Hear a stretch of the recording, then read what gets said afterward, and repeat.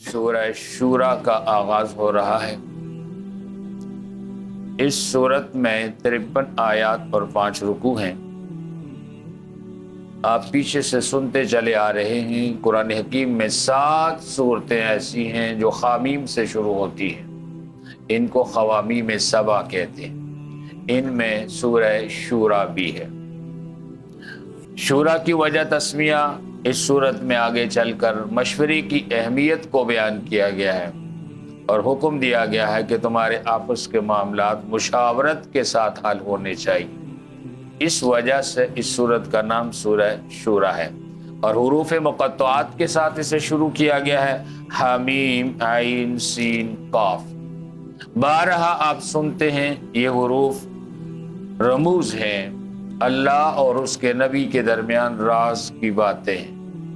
اس راز کو فاش کرنے کی کوشش بھی نہیں کرنی چاہیے، اسی لیے علماء تفسیر نے فرمایا ان کی گہرائی کے اندر اترنے کی کوشش نہیں کرنی چاہیے، یہ جستجو بھی نہیں کرنی چاہیے کہ اس کا کیا مطلب ہے۔ اللہ جانتے ہیں اور اس کے نبی جانتے ہیں۔ اللہ تعالیٰ اس سورت کے آغاز کے بعد حضور علیہ السلام کو مخاطب کر کے کہتے ہیں، پیغمبر آپ کی طرف اسی طرح وحی کی گئی جس طرح آپ سے پہلے انبیاء کی طرف وحی کی۔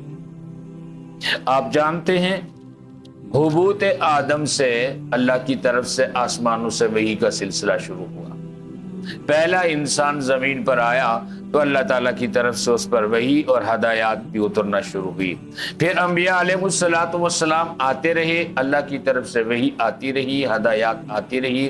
چلتے چلتے پیغمبر آخر الزمان صلی اللہ علیہ وسلم دنیا میں تشریف لائے تو آپ پر بھی اللہ کی طرف سے ایسی ہی ہدایات اتری، ایسی ہی وحی آئی جیسے سابقہ انبیاء علیہ السلام کی طرف آئی۔ ہاں، آپ میں یہ شان کمال ہے کہ جہاں آپ پہ نبوت اور رسالت ختم ہوئی، آپ کے دین کو کامل کیا گیا، وہیں وحی کا سلسلہ بھی بند ہو گیا۔ آپ علیہ السلام کے بعد اب انسانیت میں کسی پر بھی آسمانوں سے وحی نہیں آئے گی، نہ کوئی اللہ تعالیٰ کی طرف سے کوئی نئی ہدایت، کوئی قانون، کوئی ضابطہ، کوئی دستور، کوئی شریعت نہیں آئے گا۔ یہ امت آخری امت ہے، یہ پیغمبر آخری پیغمبر ہیں اور آسمانوں کی طرف سے آنے والی قرآن کی صورت میں یہ وحی آخری وحی ہے۔ تو فرمایا کذالک یوحی الیک والی الذین من قبلک اللہ العزیز الحکیم۔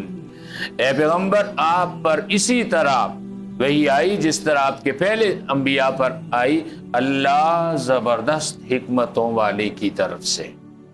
یہ وہی اللہ کی طرف سے آتی ہے اور اللہ نے آدم علیہ السلام کو زمین پر بھیج کر امتحان میں ڈال دیا۔ سورہ بقرہ کے اندر آپ تفصیل کے ساتھ حبوط آدم اور انسان کے زمین پر بھیجنے کے مقاصد سن چکے ہیں کہ اللہ تعالیٰ نے فرمایا قُلْ نَهْبِطُوا مِنْهَا جَمِيعًا۔ اس وقت کو یاد کرو جب ہم نے کہا تم سب یہاں سے نیچے اتر جاؤ۔ ہم اوپر سے آئے ہیں، جنت سے آئے ہیں۔ انسان زمینی باشندہ نہیں ہے، زمین کی مخلوق نہیں ہے۔ ہمارا اصلی وطن جو ہے وہ جنت ہے۔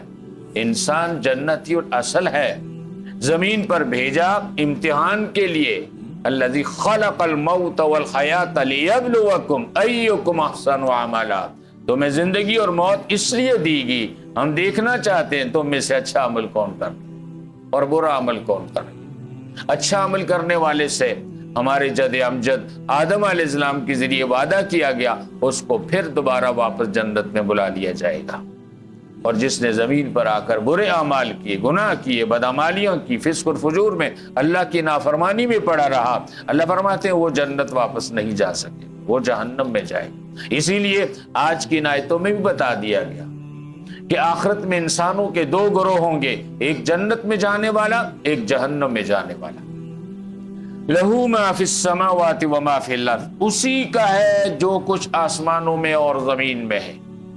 آج انسانوں کے اندر 3 قسم کے نظام چلتے ہیں۔ ایک سرمایہ دارانہ نظام، کیپٹلسٹ بلاک دنیا کے اندر، وہ کہتے ہیں جس نے جس چیز پہ قبضہ کر لیا وہ اس کا مالک ہے، اب اس کو جیسے چاہے استعمال کرے۔ یہ سرمایہ دارانہ نظام ہے، مال کے کمانے میں کوئی شرائط نہیں ہے، جیسے کوئی چاہے، جائز ناجائز، حلال حرام، جیسے بھی کمائے اور جہاں جی چاہے خرچ کرے، اچھے کاموں میں خرچ کرے، برے کاموں میں خرچ کرے۔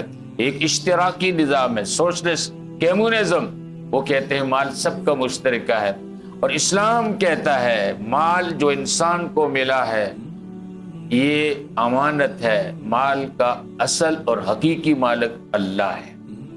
اسلام کا تصور ملکیت سوشلسٹ نظام سے اور کیپٹلسٹ نظام سے بالکل جدا ہے۔ اسلام کہتا ہے کائنات کی ہر چیز کا مالک حقیقی اللہ ہے۔ اللہ نے اپنے بندوں کو جو کچھ دیا ان کی ملکیت میں عارضی طور پر دیا، امانت کے طور پہ دیا ہے، امانت کے طور پر۔ یہ وجود بھی ہمارے پاس امانت ہے، زندگی بھی ہمارے پاس اللہ کی امانت ہے، بیوی بچے بھی امانت ہیں، مال دولت زمین گھر گاڑی ہر چیز اللہ کی امانت ہے، اور انسان کو امین بن کے دنیا میں رہنا ہے۔ جس کی امانت ہے اس کے ہر حکم کا خیال کرنا ہے، ہر چیز ہم نے اللہ کو واپس کرنی ہے، یہ جسم بھی واپس کرنا ہے۔ اسی لیے کسی انسان کو اجازت نہیں ہے کہ وہ اپنی ایک انگلی کاٹے، نہیں کاٹ سکتا۔ کوئی آدمی کہے میری مرضی، میں اپنی انگلی کاٹتا ہوں، میں اپنا کان کاٹتا ہوں، اللہ کہیں گے تیری مرضی اس لیے نہیں چلتی کہ یہ انگلی تیری نہیں ہے، یہ کان تیرا نہیں ہے، یہ جسم تیرا نہیں ہے، یہ وجود تیرا نہیں ہے، یہ تو اللہ نے بنایا۔ تیرا تو احسان ہے کہ اللہ نے تجھے وجود عطا کیا۔ تو اسلام کا تصور ملکیت یہ ہے کہ کائنات میں ملکیت تامہ، اصل مالک ہر چیز کا اللہ ہے۔ لہو ما فی السماوات وما فی الارض، اسی کا ہے جو کچھ آسمانوں میں اور زمین میں، وہو العلی العظیم، اور وہ سب سے بلند اور بالا اور سب سے بڑی ذات ہے۔